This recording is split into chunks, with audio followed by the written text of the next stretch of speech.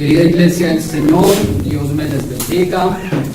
Igualmente le doy la bienvenida a todas las personas que nos visitan en esta mañana. Vamos, hermanos, a orar. Padre bendito, en el nombre de tu Hijo Jesucristo, te imploro que tu gracia admirable se efectúe en la vida de todos los que hoy habrán de escuchar este sermón. Todo, Padre amado, conforme a tu plan soberano. Te lo pido, amado Dios, en Cristo Jesús. Amén. Tomen por favor asiento.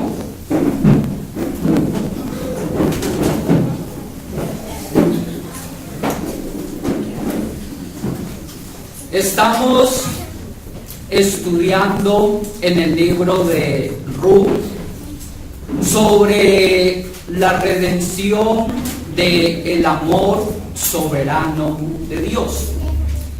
¿Sabían ustedes que la redención del amor soberano de Dios se basa en la gracia admirable soberana de Dios?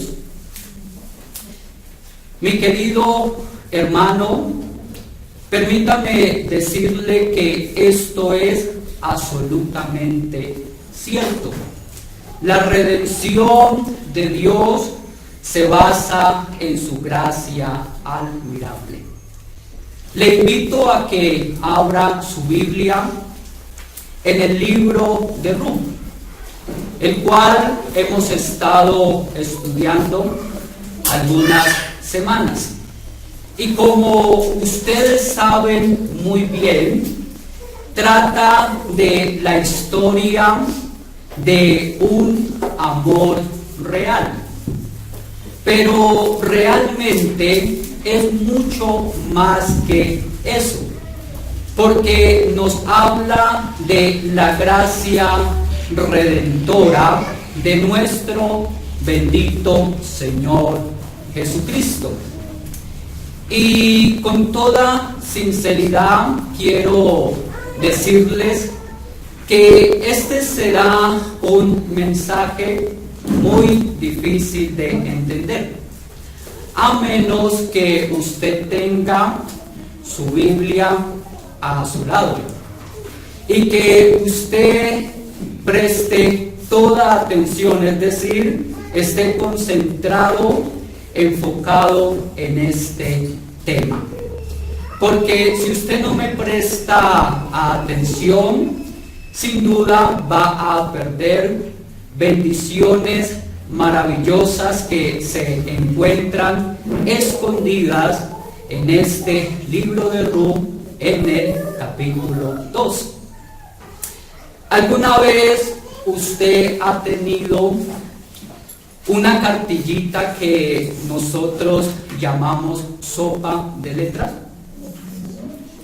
Trata de encontrar ciertas palabras que están aparentemente escondidas en un cuadro lleno de letras.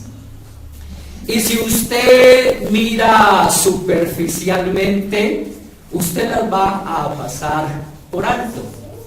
Así fue diseñado la sopa de letras, para llamar la atención y para crear un grado de dificultad para encontrar dichas palabras. Porque realmente hay unas palabras más difíciles que otras. Hay palabras difíciles de encontrar.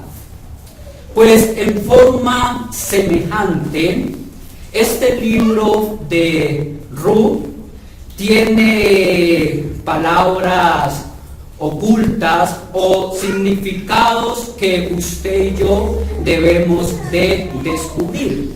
Y si usted no mira atentamente el relato de Ruth, esta preciosa historia de amor, pues usted las va a pasar por alto.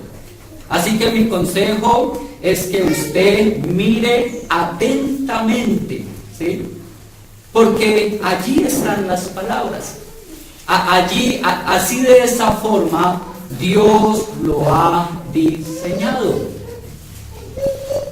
Es obvio que cuando usted lee el libro de Ruth, usted ve una historia de amor allí. Pero hay otra historia de amor que está detrás de esta historia que usted puede ver externamente, ¿sí? Y si usted logra verlo, pues trata acerca de la historia de la redención de Cristo. Trata acerca de la historia de la gracia admirable de Dios. Entonces voy a estar insistiendo o recalcando sobre esto, porque no quiero que se pierda nada, pero absolutamente nada de esto. Ahora bien, permítame en el sermón de hoy hacer un resumen de lo que hemos visto en el capítulo 1 hasta donde hemos predicado del capítulo 2. Pero luego daré dos breves explicaciones acerca de la gracia de Dios. Todo esto lo hago con el propósito de que las personas nuevas que nos han estado visitando últimamente se les facilite comprender y tener una continuación en esta serie de mensajes sobre el libro de Ruth. Entonces inicia narrando la historia que había un hombre cuyo nombre era Elimelech, y su nombre significa mi Dios es rey. Y este hombre estaba casado con una mujer llamada Noemí, cuyo nombre significa placentera. Entonces Elimelech está felizmente casado. Mi Dios es rey, está casado con placentera. Y ellos tenían dos hijos. El uno llamaba Malón, cuyo nombre significa canción jubilosa. Y el otro hijo llamaba Kelión, cuyo nombre significa perfección.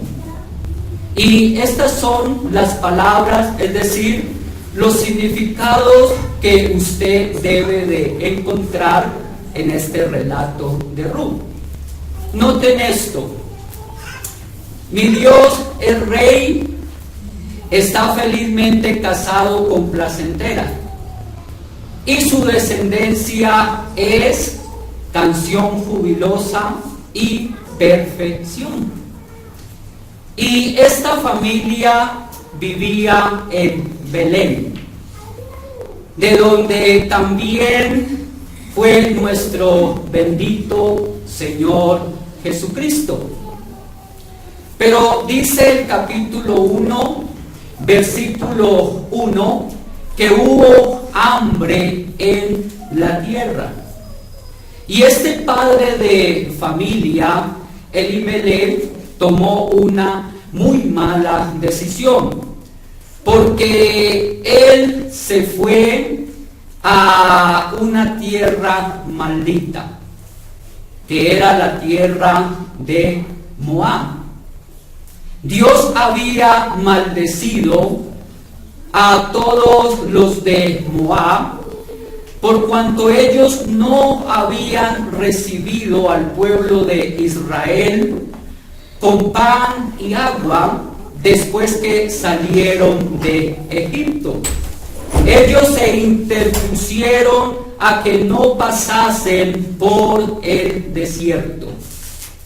Pero aparte de eso, ellos contrataron a un profeta llamado Balaam para que maldijese el pueblo de Israel.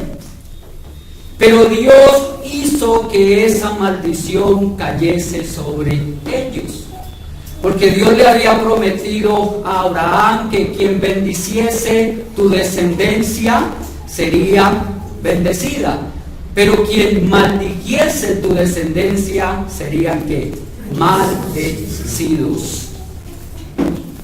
Ahora bien, Moab era por lo tanto los enemigos más antiguos de Israel. Y ese territorio representa el territorio del diablo. Ahora bien, era mejor esperar un tiempo de hambruna, tener fe en la casa del pan, pues este es el significado de la palabra Belén, es decir, significa la casa del pan, en conmemoración a que allí nacería el pan de vida, es decir, nuestro Señor Jesucristo. Pero Elimelech toma a su familia, es decir, a Noemí y a sus 2 hijos, a placentera, a canción y a perfección, y se muda a esa ciudad maldita por Dios. Y estando allí en el extranjero, Elimelech y sus 2 hijos mueren. Es decir, de que mi Dios muere, ¿sí? Y canción calla y perfección se corrompe. Y esto le trae a Noemí, es decir, a placentera, de que su nombre, el significado de su nombre también cambie. ¿A cuál? Al de Mara, que significa que amargura, ¿sí? Pero cuando Noemí decide regresar a su tierra, decide regresar a su territorio, es decir, a la ciudad de Belén, ella trae consigo a una nuera, porque resulta que mientras estuvieron en Moab, sus 2 hijos se casaron con mujeres moabitas, quebrantando así la ley de Dios que prohibía casarse con mujeres extrañas. Pero esta doncella de Moab, que se había casado con canción jubiloso, es decir, con Malón, ¿sí? Resulta de que ella se convierte al Dios de Israel. Es decir, de que canción jubilosa se casa con la joven de Moab. Su nombre es Ru, y su nombre significa belleza o amiga. Canción jubiloso se casa con belleza o amiga. Y este libro pues se le da su nombre, ¿sí? ¿Por qué? ¿Por qué se le da su nombre?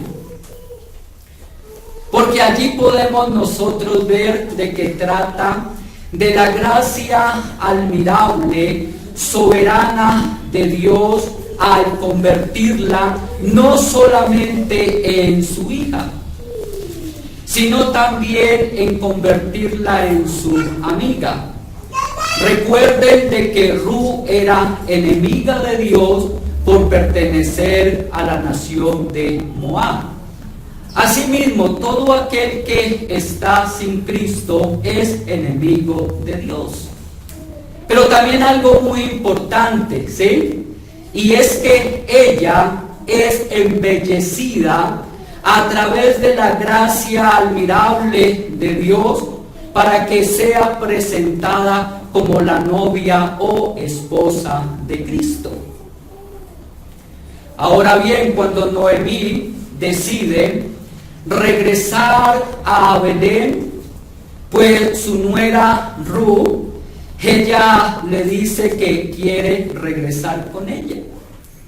Ella le manifiesta claramente de que tu tierra será mi tierra, tu pueblo será mi pueblo y tu Dios será mi Dios. ¿Sí?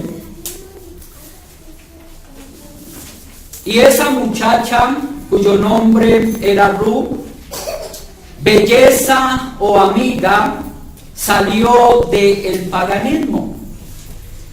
Ella dejó a su familia, a sus amigos y a sus dioses. Y dijo: he creído al Dios de Israel. Yo voy contigo, Noemí. Yo voy a tu pueblo Israel. Y cuando Ruth llegó a Belén, se encuentra con un hombre llamado Booz, que su nombre en hebreo, que es Boaz, significa en él hay fuerza.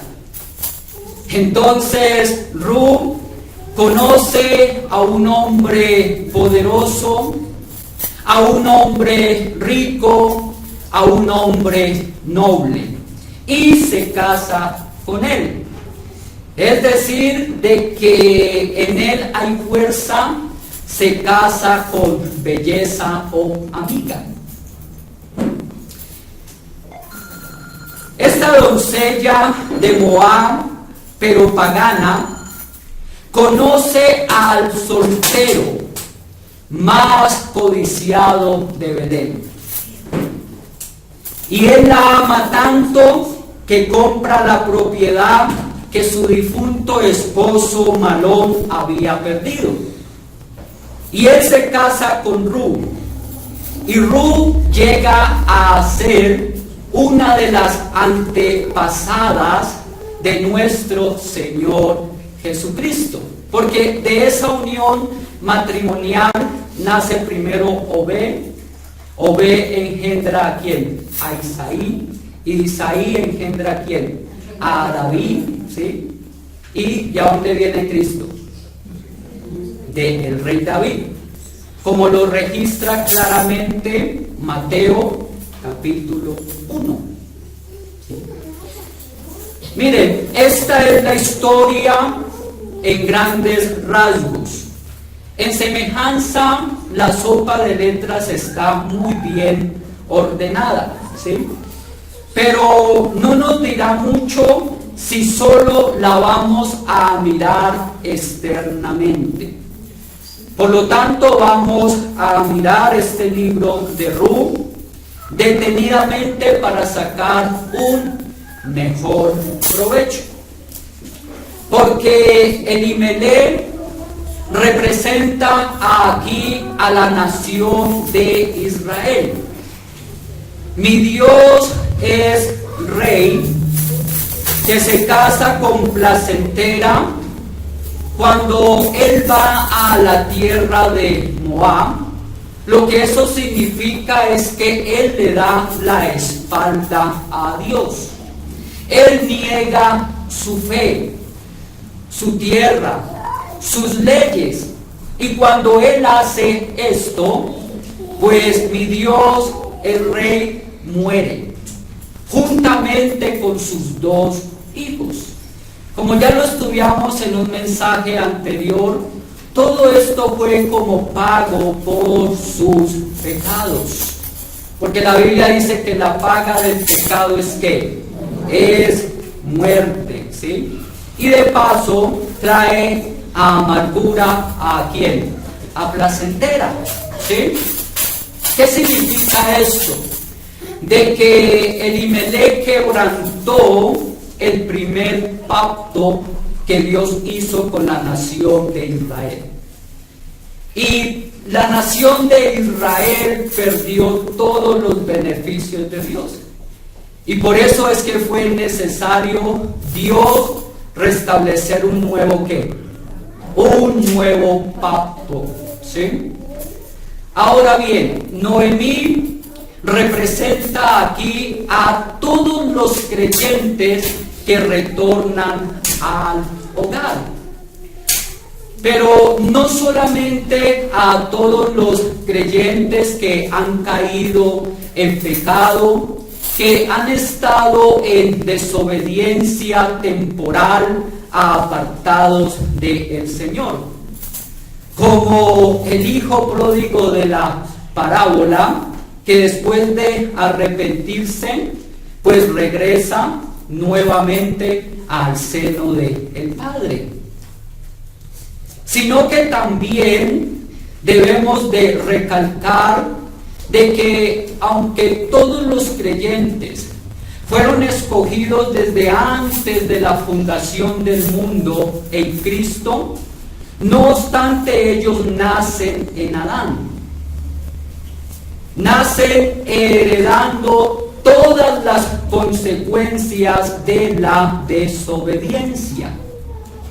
Pecado, destituidos de la gloria de Dios, como dice Romanos 3:23, por cuanto todos pecaron, están destituidos de la gloria de Dios. Pero a través del sacrificio eficaz de Cristo, en este sentido, regresan nuevamente ¿a quién? A Dios. Pero también tenemos aquí a una novia gentil, llamada Ruth, ¿sí? Y ¿saben lo que la novia gentil representa? ¿Saben lo que la novia gentil representa? Representa a la iglesia de nuestro Señor Jesucristo. Si ustedes han leído la Biblia lo suficiente, ustedes saben muy bien de que nosotros los gentiles somos ¿qué? La iglesia de nuestro Señor Jesucristo, ¿sí? Y nosotros los gentiles somos esa novia y hemos sido injertados al Israel espiritual, siendo y formando parte de la familia de Dios. Si ustedes leen todo el capítulo 11 de Romanos, el apóstol Pablo dice allí de que los gentiles fueron injertados al olivo natural, esto es, al remanente de Israel, como ramas silvestres, ¿sí? Para que viniésemos a ser ¿qué? Participantes del pacto de gracia.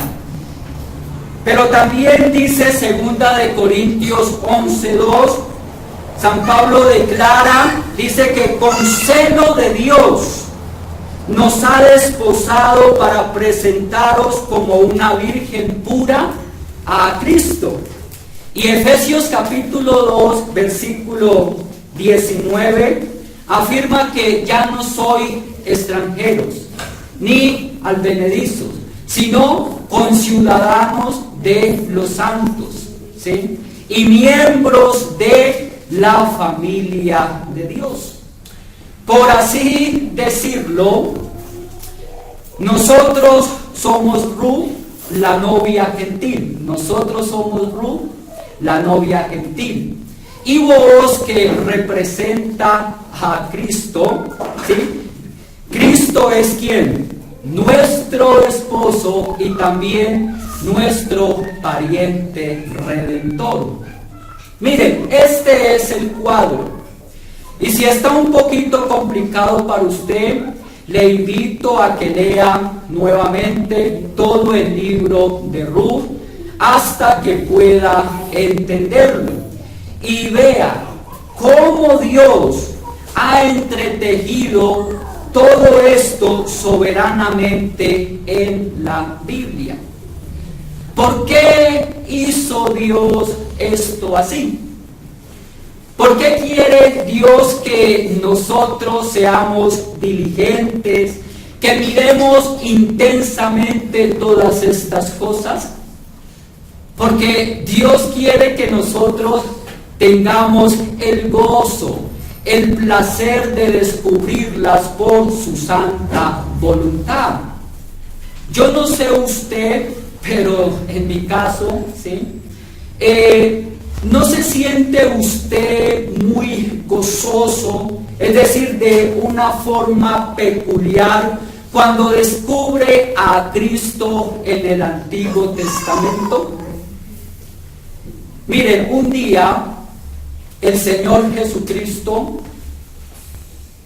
que iba con sus dos discípulos nostálgicos camino a Emaús, después de la resurrección, los cuales al principio no le reconocieron, dice Lucas capítulo 24, versículo 27, dice, Lucas 24, verso 27, verso 32, dice, y comenzando desde Moisés y siguiendo por todos los profetas, les declaraba en todas las escrituras lo que de él decían.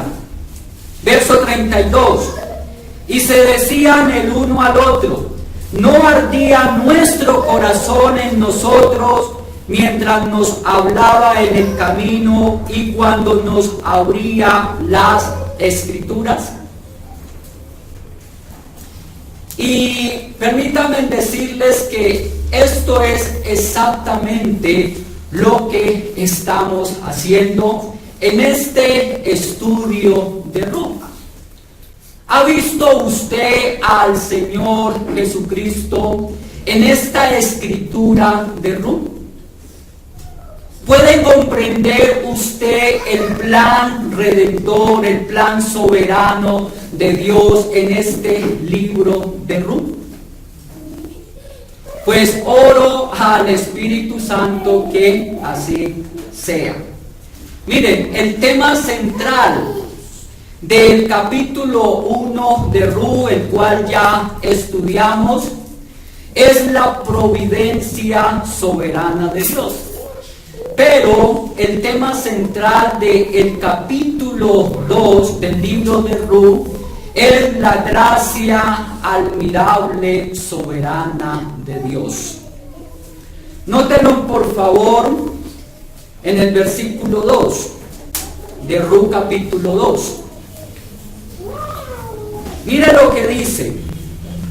Y Ruth la moabita dijo a Noemí, te ruego que me dejes ir al campo y recogeré espigas en pos de aquel, subrayen esto, a cuyos ojos hallaré ¿qué? Gracia. ¿Sí?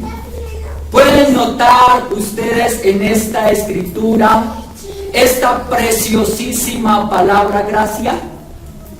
Ahora lean el versículo 10. Ella entonces, bajando su rostro, se inclinó a tierra y le dijo, ¿por qué he hallado gracia en tus ojos para que me reconozcas siendo yo extranjera? Y ahora lean el versículo 13. Y ella dijo, Señor mío, hallé yo gracia delante de tus ojos. Miren, esta historia de Ruth, ¿sí?, se refiere a cómo Ruth llegó a hallar gracia ante los ojos de Booz. En nuestro caso, como vimos el domingo anterior, cómo nosotros hemos hallado gracia ante los ojos de Cristo, ¿sí? Ahora la pregunta es, ¿cómo nosotros somos salvos? ¿Cómo llegamos nosotros a ser la esposa de Cristo? Pues el apóstol San Pablo nos da la respuesta. Él dice en Efesios capítulo 2, versículo 8 al 9, dice: porque por gracia sois salvos, por medio de la fe. Esto no es de vosotros, pues es don de Dios, no por obras, para que nadie se gloríe. Ahora bien, mencionaré dos cosas acerca de la gracia de Dios. De la gracia de Dios que está maravillosamente ilustrada en este libro de Ruth. Y deseo que las escriban, pero especialmente en su corazón. Y en primer lugar quiero que noten que la gracia de Dios es gracia redentora. ¿Lo escucharon? La gracia de Dios es gracia redentora. Lean por favor el versículo 1 del capítulo 2 de Ruth. Metan allí la cintica de la Biblia. Dice: tenía Noemí un pariente de su marido, hombre rico de la familia de Elimelech, el cual se llamaba Booz. Ahora Ruth está a punto de encontrarse con un hombre llamado Booz, el cual la va a redimir o a salvar. Si alguna vez una mujer tuvo necesidad de ser salvada en el plano físico, esta fue Ruth. Porque recuerden que Ruth era una mujer pagana, era una mujer idólatra. Esta mujer también estaba físicamente débil por causa del hambre. Era también una mujer maldita por pertenecer al pueblo de Moab. Pero como si esto fuese poco, era también viuda y estaba en bancarrota. Cuando usted piense en Ruth, piense en debilidad y pecado. Cuando piense en Booz, piense en fortaleza y santidad. De hecho, el nombre de Booz significa en él hay fuerza. Y la Biblia describe a Booz como un hombre muy rico, como un hombre poderoso e influyente. Y allí estaba Ruth. Ella estaba destrozada porque su marido Malón había muerto. ¿Qué significa esto? Al ser ella representada por su marido, ella estaba muerta en sus delitos y en sus pecados. Miren, ella estaba condenada porque la ley dice de que ella estaba maldita. ¿Sí? La Biblia dice que la paga del pecado es es muerte, ¿sí? Y la ley la excluyó. Pero escuchen esto, la gracia la va a incluir. ¿Sí? Había una ley de Israel llamada la ley del pariente redentor. ¿En qué consistía esta ley?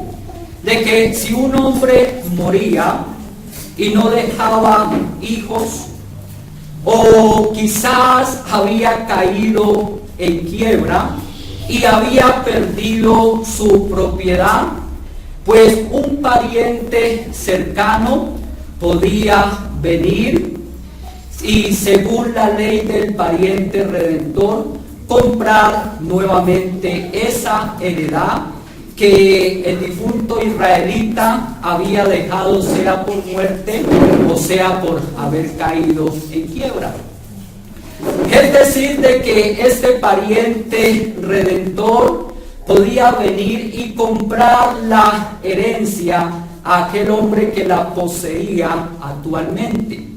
y venía a ser nuevamente suya o venía a ser rescatada para que fuese preservada como herencia familiar.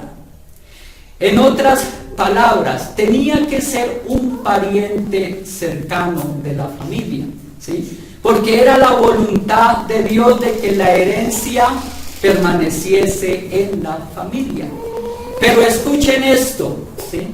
Una vez el hombre, el pariente cercano, compraba la heredad, también tenía que casarse con la mujer o esposa de su hermano y crearle descendencia a su hermano. Y esta ley es también llamada en la Biblia como el matrimonio levirato, ¿sí? La palabra levirato en latín es cuñado, ¿sí? O hermano de el esposo. Entonces él tenía que comprar la heredad y casarse con la viuda, ¿sí? ¿Cómo le gustaría a usted una ley así en la actualidad? Especialmente la mujer no solo tenía que ver con quién se iba a casar, sino también dar un vistazo para ver qué tal le iba con sus cuñados, ¿sí? Pero esta era una ley dada a Israel y usted la puede encontrar en Deuteronomio 25, ¿sí? Entonces Booz era un hombre muy adinerado y él podía comprarla de nuevo, ¿sí? Pero había un pariente más cercano todavía, ¿sí?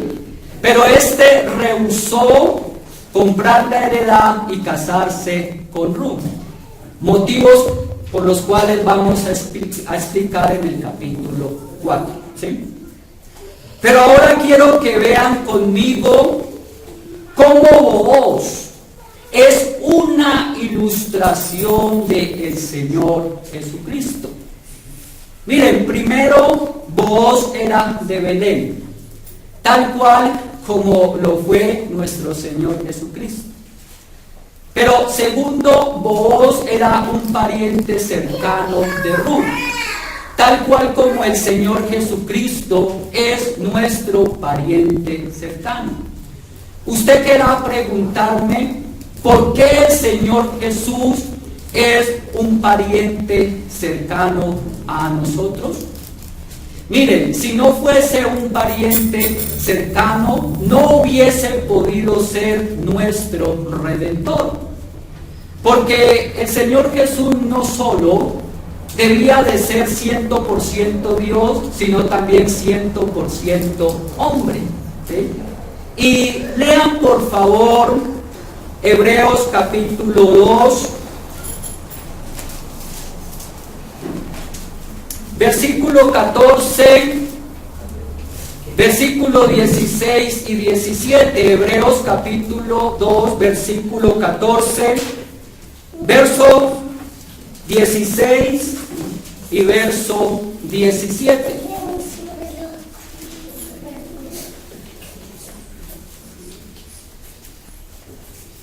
¿Qué dice?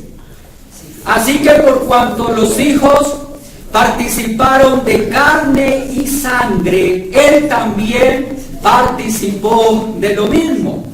Verso 16. Porque ciertamente no socorrió a los ángeles, sino que socorrió a la descendencia de Abraham. Verso 17. Por lo cual debía de ser en todo semejante a sus hermanos, para venir a ser misericordioso y fiel sumo sacerdote en lo que a Dios se refiere, para expiar los pecados del pueblo, para ser el redentor de su pueblo. ¿No es esto maravilloso? El Señor Jesús tenía que ser nuestro pariente cercano para poder redimirnos. Y es por eso que el Señor Jesús descendió de los palacios celestiales y vino a este mundo de pecado. Y nació a través de la puerta del vientre de una virgen. Y tomó un cuerpo verdaderamente humano. Como dice el texto, que él participó de ¿qué? De lo mismo, de carne y de ¿qué? Y de sangre, para ser ¿qué? Nuestro pariente cercano, para ser semejante a sus hermanos. Entonces, así como Booz nació en Belén, el Señor Jesucristo también era de Belén. Y así como Booz fue un pariente cercano de Ruth, ¿sí? Nuestro Señor Jesucristo es nuestro pariente cercano. Y para poder redimir, mire, tenía que ser lo suficientemente adinerado. No podía tener ninguna demanda en su contra. No podía estar en la quiebra. Booz era un hombre muy adinerado y justo. Y Jesús es un hombre de gran fortuna. Mire, todas las riquezas que hay en el cielo y en la tierra le pertenecen a nuestro Señor Jesucristo. Noten que el apóstol Pablo dice en 2 de Corintios 8:9, 2 de Corintios 8:9, dice: porque ya conocéis la gracia de nuestro Señor Jesucristo, que por amor a vosotros se hizo pobre, siendo ¿qué? Siendo rico, ¿sí? Pero aparte de esto, el Señor no tenía ninguna demanda en su contra. Primera de Pedro 2:22 dice: el cual no hizo pecado, ni se halló engaño en su boca. Pero para redimir, no solo tenía que ser un pariente cercano y ser un hombre adinerado, ser un hombre justo, sino que también tenía que querer hacerlo. Y nuestro Señor Jesucristo se dio a sí mismo por amor a nosotros para redimirnos. Miren por favor lo que dice Tito, capítulo 2, versículo 14. Tito capítulo 2, versículo 14. ¿Quién se dio qué? A sí mismo por nosotros, para redimirnos de toda iniquidad y purificar para sí un pueblo propio, celoso de buenas obras.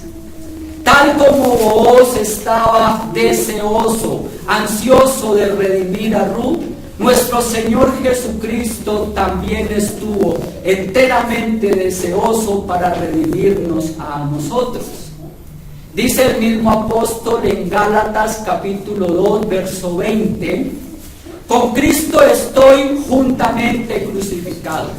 Ya no vivo yo, mas vive Cristo en mí. Y lo que ahora hago en la carne, lo hago en la fe del Hijo de Dios. Noten, quien me amó y se dio a sí mismo por mí, ¿sí? Y así como Booz vino a buscar a Ruth en el campo, el Señor Jesucristo vino a usted y a mí para redimirnos. Él vino a buscarnos. Pues dice Lucas capítulo 19, verso 10, dice: porque el Hijo del Hombre vino a buscar y a salvar lo que se había perdido. Y en segundo lugar, quiero que noten que la gracia de Dios no es solo gracia redentora, sino que también es gracia soberana. Lean por favor el versículo 2 y versículo 3 de Ruth capítulo 2.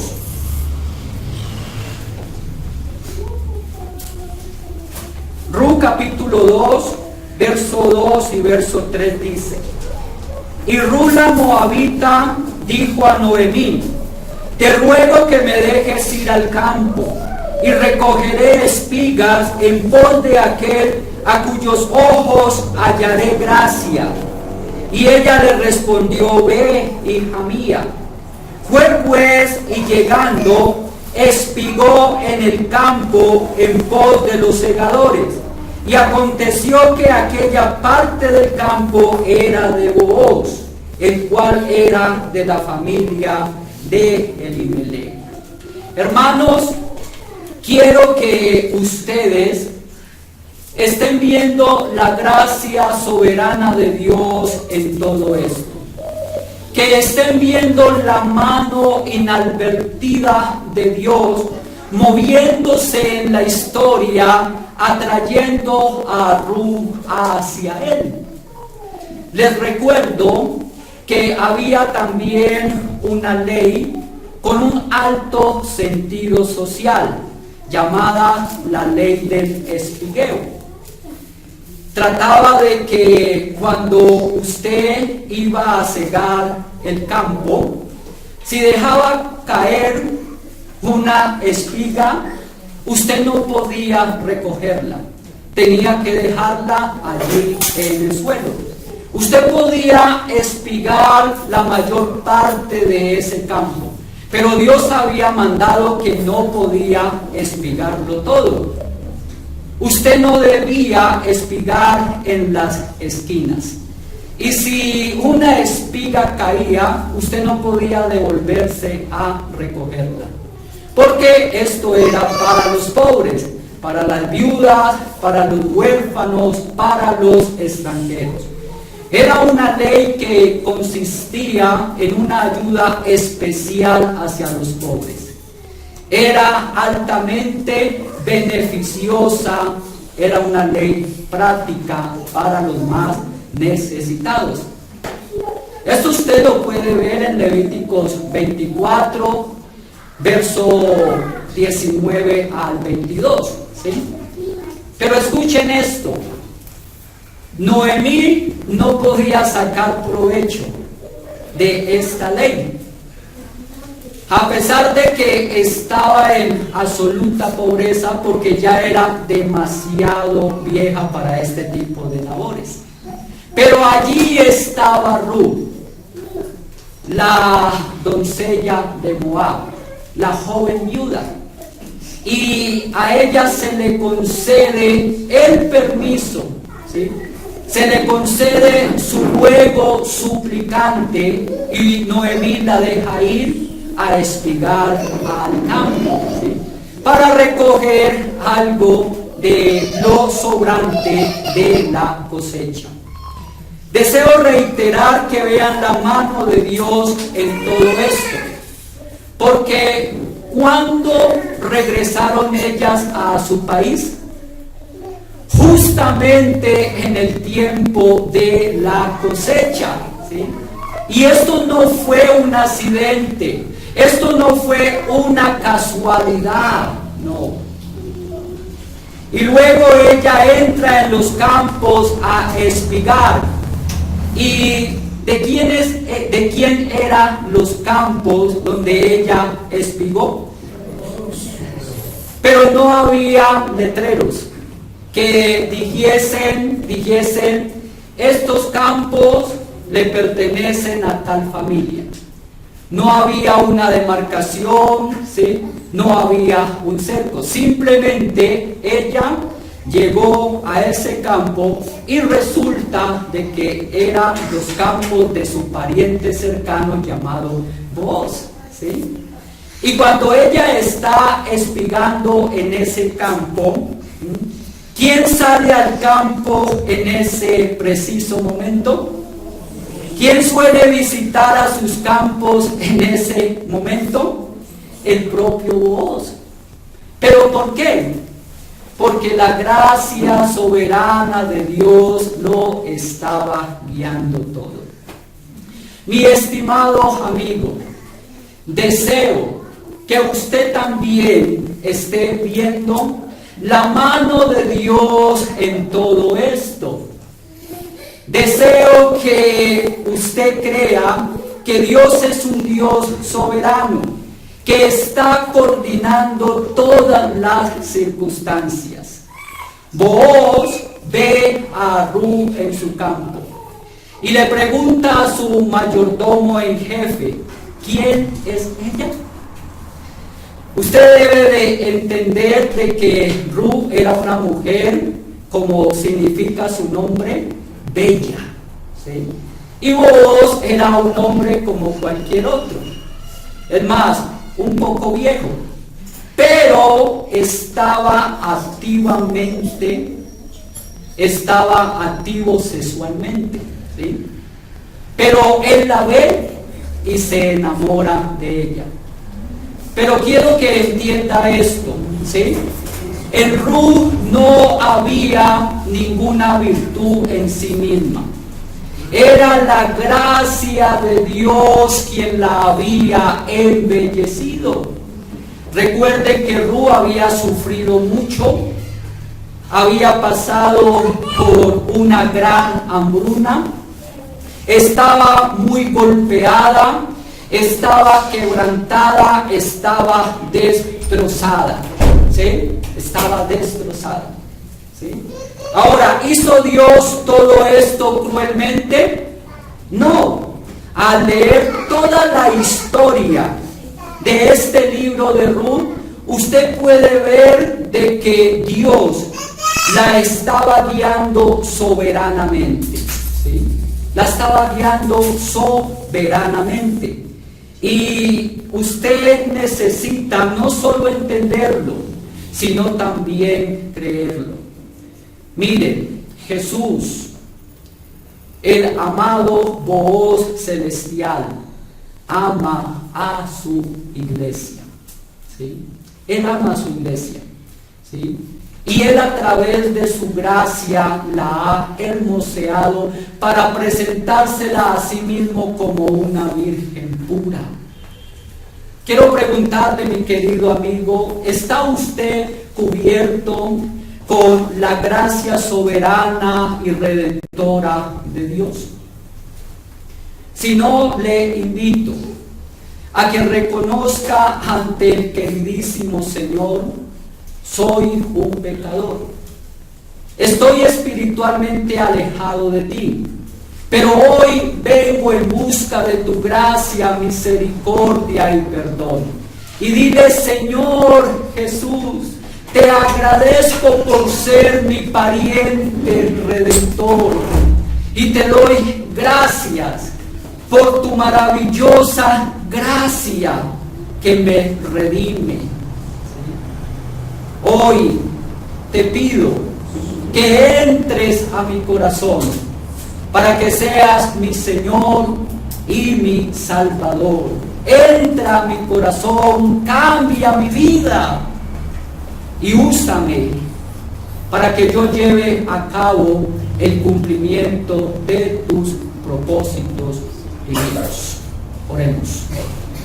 Padre amado,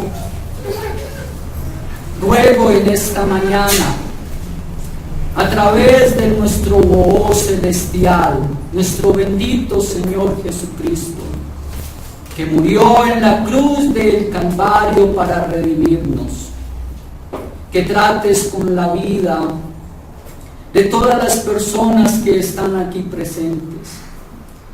Oh excelentísimo Dios, llámalos eficazmente a través del poder de tu Santo Espíritu, convenciéndole de sus pecados, de justicia y de juicio. Y redímeles, Señor, para la gloria de tu santo nombre. Amén.